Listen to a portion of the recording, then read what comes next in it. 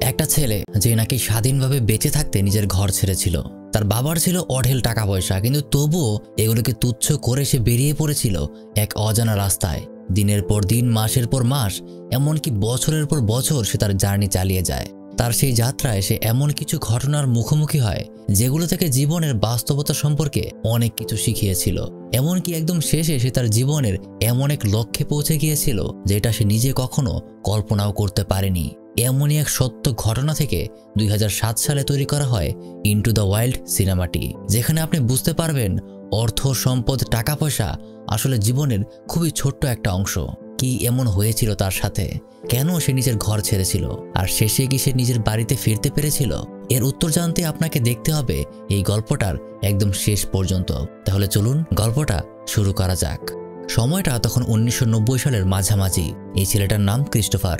আজকে সে A grade পেয়ে তার গ্র্যাজুয়েশন পাশ করেছে। তার বাবা মা তার এই অর্জনে অনেক খুশি। তার বাবা নাসার একজন উপরস্থ কর্মকর্তা। তবে ক্রিস্টোফারের সাথে তার বাবা মায়ের কখনোই সেই সুসম্পর্কটা গড়ে ওঠেনি, কারণ তার বাবা মা সবসময় টাকার পেছনে ছুটতে গিয়ে ক্রিস্টোফারকে কখনো তেমন সময় দিতে পারেনি। সে সবসময় নিজের বাবা মা আর তার বোনের থেকে দূরে দূরে থেকেই বড় হয়েছে। ক্রিস্টোফার খুবই ভাবুক প্রকৃতির মানুষ। সে সবসময় নিজের স্বাধীনতা চায় আর মুক্তভাবে বাঁচতে চায়। সেদিন তার গ্র্যাজুয়েশনের রেজাল্ট জানতে পেরে তার বাবা মা খুশি হয়ে তাকে একটা গাড়ি গিফট করতে চায়। ক্রিস্টোফারের বাবার মতে তার ছেলে একটা ভাঙাচোরা ভটভটি চালাবে এটা সে কখনো দেখতে পারবে না। কিন্তু ক্রিস্টোফার তার জীবনে যে বিষয়গুলোর সাথে একবার অভ্যস্ত হয়ে গেছে সেগুলোকে সে অনেক মর্যাদা দিয়ে রাখে। তাই তার বাবার এই কথা আর তার গিফটের গাড়ি সে অ্যাকসেপ্ট করতে পারে না। ক্রিস্টোফারের বাবা মা আর তার বোন তাকে বিদায় জানিয়ে চলে যায়, কারণ তারা একসাথে থাকে না। ক্রিস্টোফার তার লেখাপড়ার জন্য আটলান্টায় থাকে আর তার বাবা মা নিজেদের কাজের প্রয়োজনে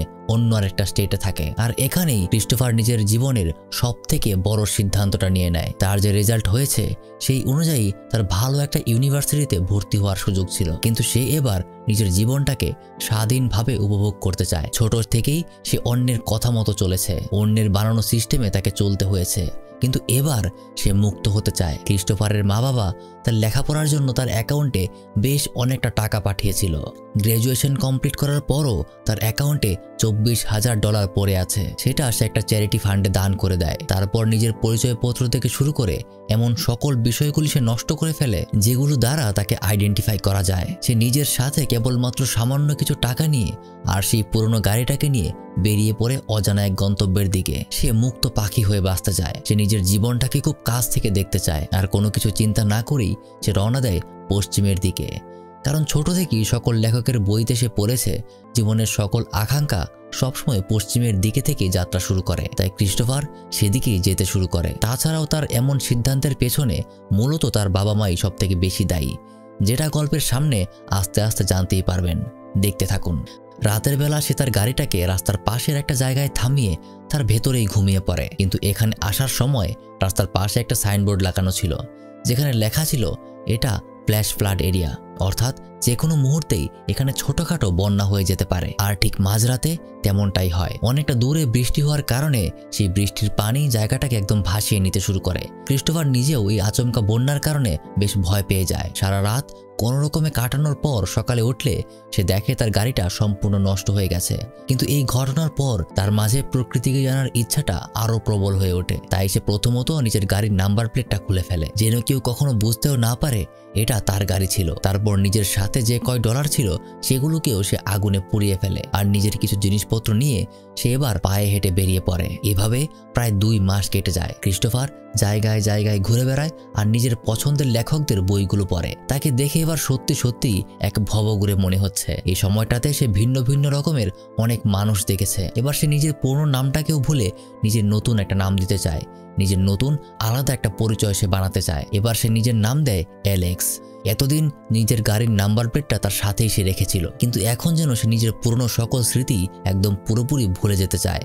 রাস্তায় হাঁটতে হাঁটতে যখন মন চায় সে অন্যদের থেকে লিফট চায়, কিন্তু বেশিরভাগ সময় তাকে রিজেক্ট হতে হয়। অপরদিকে ক্রিস্টোফারের মা বাবা তাকে সবসময় চিঠি পাঠাতো, তবে আজ অনেক দিন হয়ে যায় তার রিপ্লাই আসার কথা ছিল, কিন্তু এখনও তার রিপ্লাই আসেনি। তাই ক্রিস্টোফারের মা বাবা সিদ্ধান্ত নেয় তার আটলান্টাতে গিয়ে সরাসরি ক্রিস্টোফারকে সারপ্রাইজ দেবে। কিন্তু যখন তারা ক্রিস্টোফারের অ্যাপার্টমেন্টে পৌঁছে যায় তখন সেখানে গিয়ে তারা দেখতে পায় তার অ্যাপার্টমেন্টে টু লেটের বোর্ড লাগানো আছে। ম্যানেজার তাদেরকে জানায় ক্রিস্টোফার 2 মাস আগে থেকেই অ্যাপার্টমেন্ট ছেড়ে দিয়েছে। তারা যখন বাড়িতে ফিরে আসে তখন ক্রিস্টোফারের বোন তাদের লেখা সমস্ত চিঠিগুলো দেখায়, যেগুলো আজ ফেরত চলে এসেছে। আসলে ক্রিস্টোফার পোস্ট অফিসের সাথে যোগাযোগ করে তাদেরকে রিকোয়েস্ট করেছিল যেন তার চিঠি অন্তত 2 মাস আটকে রাখা হয়, যার কারণে চিঠি ফেরত আসতে এতটা সময় লাগলো। তবে ক্রিস্টোফারের বোন একদম বুঝে গিয়েছে যে কেন সে এগুলো করছে। তার ভাই তার বাবা মায়ের কথায় টানা 4 বছর লেখাপড়া করে অনেক বেশি এফোর্ট দিয়েছে। এখন যেহেতু তাদের ক্রাইটেরিয়া সে পূরণ করে ফেলেছে, তাই সে এবার নিজের বাকি জীবনটাকে নিজের ইচ্ছা মতোই উপভোগ করতে চায়। তার পরিবারের মাঝে শুধুমাত্র ক্রিস্টোফারের বোনই তাকে কিছুটা বোঝার চেষ্টা করত। এভাবে আরও 1 মাস পার হয়ে যায়। সে ঘর থেকে বের হয়েছে এই নিয়ে আজ 3 মাস হলো। বর্তমানে সে নর্দার্ন ক্যালিফোর্নিয়ার একটা জঙ্গলে মনের আনন্দে ঘুরে বেড়াচ্ছে। প্রকৃতিকে সে নিজের সব থেকে কাছের করে নিয়েছে। এভাবেই একসময় সে আবারও একটা রাস্তায় পৌঁছে যায়। সেখানে নতুন 2জন মানুষের সাথে তার পরিচয় হয়। রনি নামের এই ব্যক্তি তার গার্লফ্রেন্ড জেনের সাথে ক্রিস্টোফারের মতোই ভবঘুরে হয়ে ঘুরে বেড়াচ্ছে। তারা ক্রিস্টোফারের নাম জানতে চায়, তবে এখানে সে নিজের নাম অ্যালেক্স বলে পরিচয় দেয়। রাতের বেলা তারা একটা স্থানে ক্যাম্প করে। এখানে খাবার খেতে খেতে জেন ক্রিস্টোফারকে লেদার ট্রাম্প বলে নাম দেয়, কারণ যারা পায়ে হেঁটে সফর করে তাদেরকে নাকি লেদার ট্রাম্প বলে। সেখানে জেন ক্রিস্টোফারকে তার এমন কঠিন সিদ্ধান্তের কারণ সম্পর্কে জিজ্ঞাসা করে। সে কেন তার বাবা মায়ের অঢেল সম্পত্তি আর টাকা পয়সা রেখে এমন একটা জীবন বেছে নিল। সে তো চাইলেই খুব আরামে তার বাকি জীবনটা কাটিয়ে দিতে পারত। তখন ক্রিস্টোফার তাদেরকে জানায়, সম্পদ আর টাকা পয়সা কখনোই মানুষের জীবনকে পুরোপুরি শান্তি দিতে পারে না, বরং জীবনের যত ঝুট ঝামেলা সবকিছুর পেছনেই আসলে টাকা পয়সার ভূমিকা আছে। তাই ক্রিস্টোফার সেই কৃত্রিম জীবনযাপন রেখে সবসময় মুক্ত হতে চেয়েছিল, যেটা সে আজকে করতে পেরেছে। জেন ক্রিস্টোফারকে তার বাবা মা সম্পর্কে জিজ্ঞাসা করে, আর তার কথায় আজকে অনেকটা দিন পর ক্রিস্টোফার আবারও নিজের অতীতকে মনে করতে শুরু করে। জেন তাকে জানায় যে তার নিজের বাবা মাকে এভাবে তার কষ্ট দেওয়াটা উচিত হচ্ছে না, আর সেখানেই সে তাদেরকে নিজের অতীত সম্পর্কে জানাতে শুরু করে। ক্রিস্টোফারের বাবা যখন নাসায় চাকরি পায় তখন থেকেই তার সম্পদ আর প্রতিপত্তি বেড়ে যাওয়ার কারণে তার মাঝে এক প্রকার আত্ম অহংকার তৈরি হয়ে গিয়েছিল। সেই শুরু থেকেই তাদের পরিবারে ঝগড়া বিবাদ লেগেই আছে। এমনকি তার বাবা মায়ের ডিভোর্সও হওয়ার পরিকল্পনা হয়েছিল, যেটা ক্রিস্টোফার আর তার বোনকে সবসময় অনেক কষ্ট দিত। তবে পরবর্তীতে ডিভোর্স না হলেও তাদের পরিবারের অশান্তি একটা স্থায়ী সমস্যা হয়ে গিয়েছিল।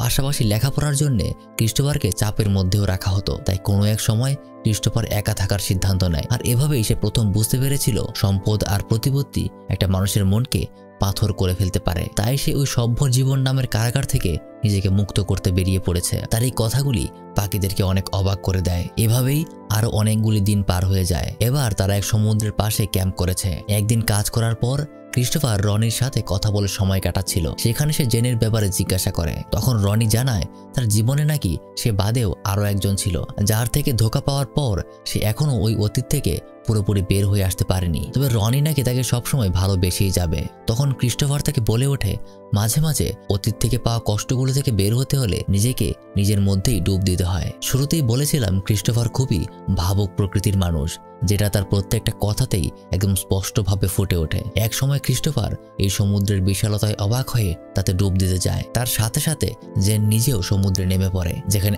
আজ এতটা সময় পর রনি তার প্রিয় মানুষটাকে এতটা খুশিতে দেখতে পেল, তাও শুধুমাত্র ক্রিস্টোফারের কারণে। যেন ক্রিস্টোফারের জন্যই যিনি আজকে আবারও তার কাছে আসছে। আর এদিকে ক্রিস্টোফার যেন তার নিজের মধ্যে ডুবে থাকতেই বেশি পছন্দ করছে। তবে রাতের বেলা যখন ক্রিস্টোফার রনি আর জেনের ঘনিষ্ঠ মুহূর্ত আন্দাজ করতে পারে, তখন সে বুঝে যায় হয়তো এবার তাদেরকে একা ছেড়ে দেওয়া দরকার। ক্রিস্টোফারের মনে হতে শুরু করে হয়তোবা সে আবারও তাদের মাধ্যমে দুনিয়ার মায়ায় জড়িয়ে পড়বে। তাই পরদিন সকালে যখন জেন আর রনি তাঁবু থেকে বের হয়, তারা বালুর মাঝে ক্রিস্টোফারের একটা শেষ মেসেজ দেখতে পায়, যেটা জেনকে খুবই কষ্ট দেয়, কিন্তু তাদেরকে সেটা মেনে নিতেই হবে।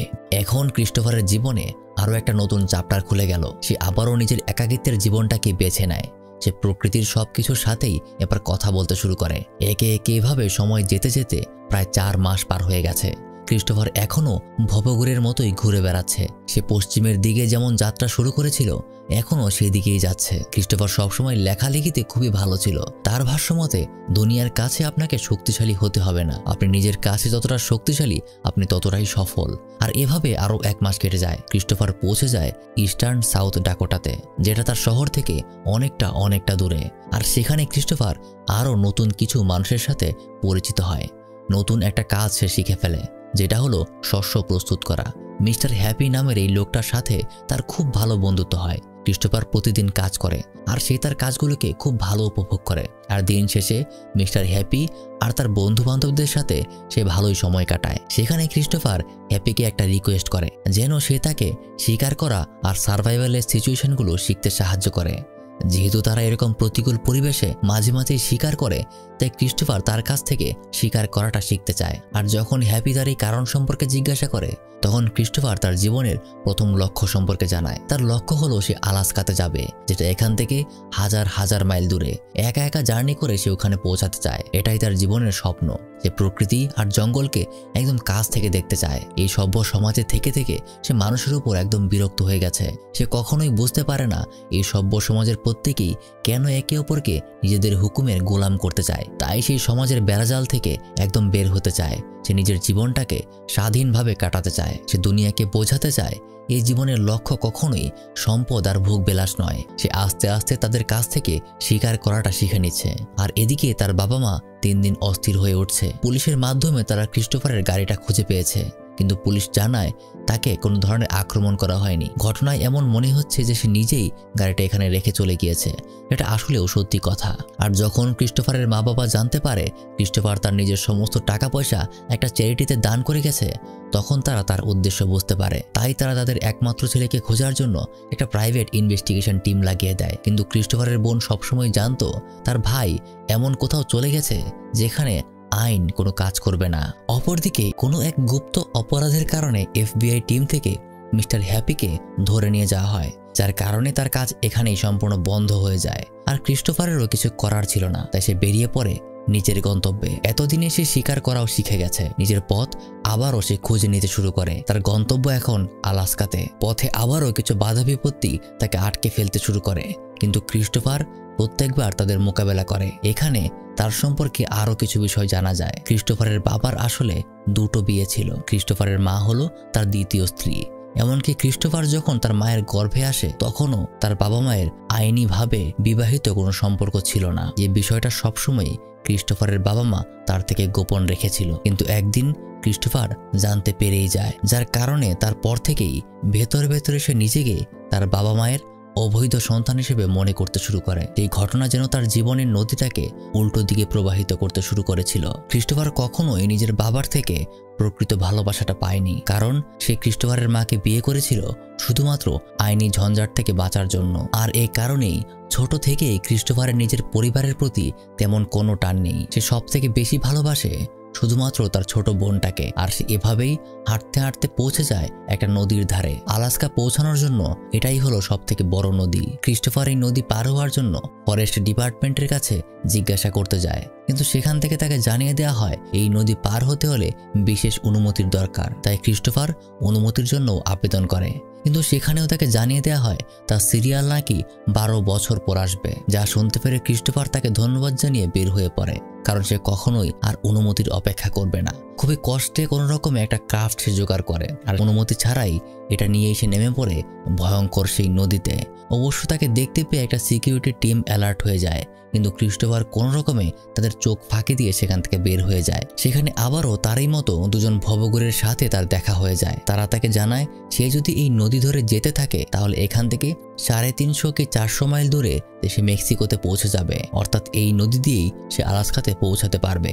এভাবে তার যাত্রা আবারও শুরু হয়ে যায়। নদী পথে যতদূর যাওয়া যায় সে ততটাই যায়। এভাবে পথে একবার তাকে একটা মরুভূমিও পার করতে হবে। তবে মরুভূমির একটা ঝড়ে সে যখন একটা গুহাতে আশ্রয় নেয়, তার ছোট্ট নৌকাটা সেই ঝড়েই হারিয়ে যায়। সেই গুহাতে তাকে প্রায় 36টা দিন পার করতে হয়। তারপর ওখান থেকে সে আরও অনেকটা দূর বর্ডারের কাছাকাছি একটা শহরে পৌঁছে যায়। সেখানে অফিসারদের সাথে সে বর্ডার ক্রসিং নিয়ে জিজ্ঞাসা করলে তাকে সরাসরি না করে দেওয়া হয়। এভাবেই সে বর্ডার ক্রস করতে পারবে না। তাই ক্রিস্টোফার আবারও নিয়ম নীতির বাইরে গিয়ে তাদের চোখ ফাঁকি দিয়ে পালিয়ে আসে, আর পাশের একটা স্টেশন থেকে একটা চলন্ত মালগাড়িতে উঠে যায়। মাঝখানে এসে সে ক্যালিফোর্নিয়ার একটা শহরে ঢুকে পড়ে। সেখানে নিম্নবিত্ত মানুষদের সাথে সে সময় কাটায়। এমনকি গরিবদের সাহায্যের জন্য একটা সংস্থা আছে যারা নাকি তাদের খাবার আর থাকার জায়গাও দিচ্ছে। সে সেখানেও যায়, কিন্তু যখনই সে ধনী মানুষগুলোকে দেখতে পায় তখনই তার পুরনো স্মৃতিগুলো আবারও তাকে ফিরে যেতে বলে। তাই সে ভাবতে শুরু করে সভ্য সমাজে তার আর ফিরে আসাটা উচিত হয়নি। তাই ক্রিস্টোফার আবারও একটা মালগাড়িতে করে তার গন্তব্যের উদ্দেশ্যে রওনা দেয়, কিন্তু এবার রেলওয়ে কর্তৃপক্ষ তাকে ধরে ফেলে। তাকে অনেক মারধর করা হয়, তাকে রক্তাক্ত করে ওয়ার্নিং দেওয়া হয় যেন দ্বিতীয়বার তাদের মালগাড়িটা আর সে নিজের ব্যক্তিগত কাজে ব্যবহার না করে। ক্রিস্টোফার আবারও নিজের যাত্রা শুরু করে, আর এভাবেই নিজের জীবনের সাথে লড়তে লড়তে তার সময়টা যাচ্ছিল। মাঝখানে একটা ছোট্ট শহরে সে একটা বেকারিতে কাজে লেগেছিল, কিন্তু যেদিন সেখানকার এক কর্মচারী তার পায়ের দুর্গন্ধ নিয়ে অভিযোগ জানায়, তখনই সে ওই চাকরিটা ছেড়ে দেয়, কারণ সে কখনোই আরেকজনের হুকুমে কাজ করবে না। ক্রিস্টোফার আবারও তার নিজের জার্নিতে বেরিয়ে পড়ে। আজ পুরো একটা বছর হয়ে গেছে সে এভাবেই ঘুরে বেড়াচ্ছে। এর মাঝে একবার তার বোনকে কল করারও খুব ইচ্ছা হয়েছিল, কিন্তু নানান কথা চিন্তা করে সেটাও তার করা হয়নি। যেহেতু সে একদম সবকিছু ছেড়ে বের হয়ে গেছে, তাহলে তার অস্তিত্বের কথা তাদের জানানোই বা কি দরকার। তবে নিজের পরিবারের কাছে ফিরে যাওয়ার চিন্তা ঝেড়ে ফেললেও সে আবারও ফিরে যায় রনি আর জেনির কাছে। জেনি তাকে দেখে অনেক খুশি হয়।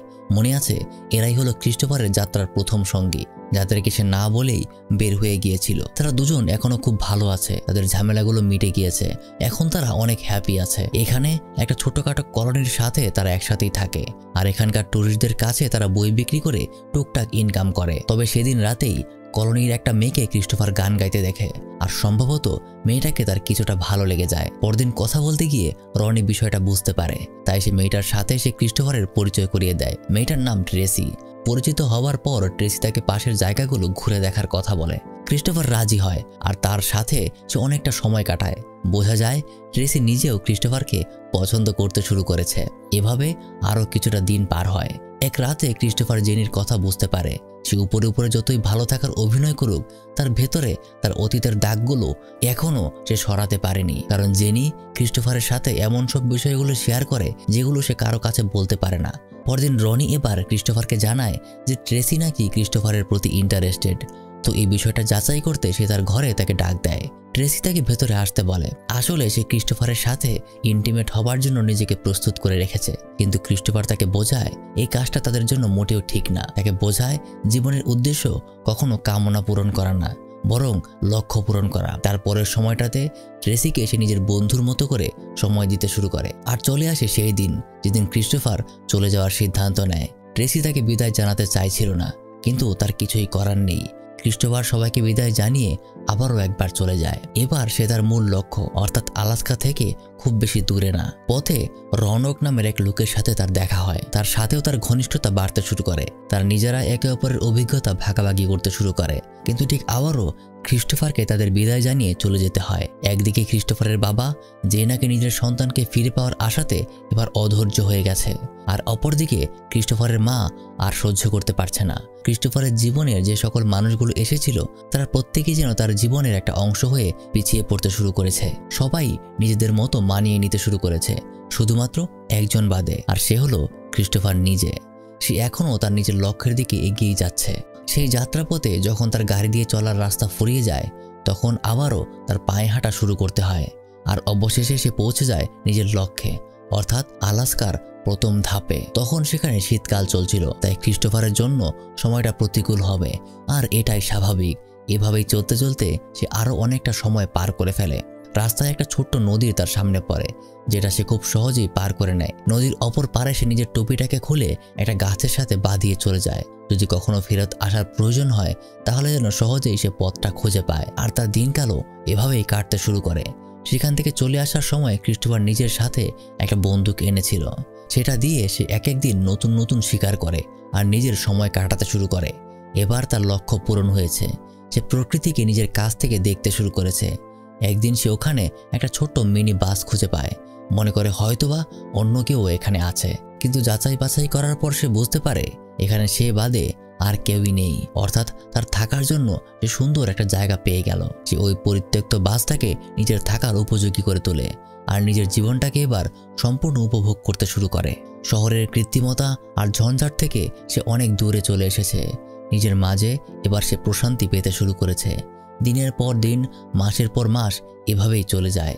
সে প্রতিদিন নতুন নতুন বিষয় শেখে আর তার জীবনের গল্পটাকে একটা ডায়েরিতে লিখে রাখে। সে জানে একদিন এই কলমের কালিও তার ফুরিয়ে যাবে, কিন্তু তবুও তার আফসোস নেই। কিন্তু সময় যতই যেতে থাকে, ততই এই প্রকৃতি যেন তার বিরোধী হয়ে উঠতে থাকে।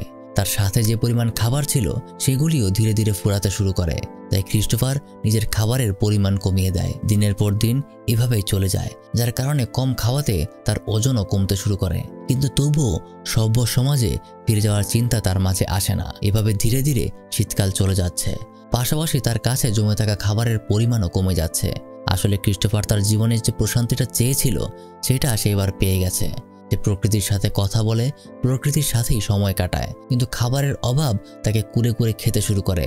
আর এভাবেই একদিন সে একটা বড় শিকার করে ফেলে। সেই সময়টাতে তার খিদা মিটে গেলেও পড়ে যায় আর একটা সমস্যায়। সে নিজের চাহিদার তুলনায় অনেক বড় একটা শিকার করে ফেলেছে। সেটাকে শিকার করার পর অনেকটা দিন ক্রিস্টোফার মানসিক অশান্তিতে ছিল। সে ধীরে ধীরে প্রকৃতির বিরূপ আচরণের সাক্ষী হতে শুরু করে। তার জমিয়ে রাখা খাবার নষ্ট হয়ে যায়, আর তখন সে বুঝেছিল যে প্রকৃতি কখনোই একটা সত্তার জন্য ঝুঁকে পড়তে পারে না। আর এখানেই তার প্রথম রিয়েলাইজেশন হয় যে সে এতদিন যেগুলোকে মিথ্যা মায়া বলে দূরে পালিয়ে এসেছে, সেখানেই ছিল তার জীবনের আসল উদ্দেশ্য।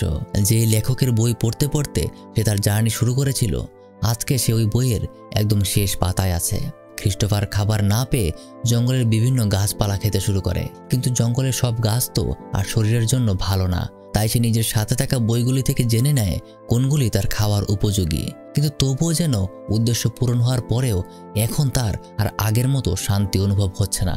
প্রকৃতি তার প্রতিকূল হয়েছে এটা কোনো কারণ না। আসলে ক্রিস্টোফার এবার সত্যি সত্যি তার কাছের মানুষগুলোকে মিস করতে শুরু করেছে। বলা হয় লক্ষ্যের থেকে নাকি যাত্রা অনেক বেশি সুন্দর। তো যখন তার লক্ষ্য পূরণ হয়ে গেছে, এখন তো তার আর যাত্রা নেই।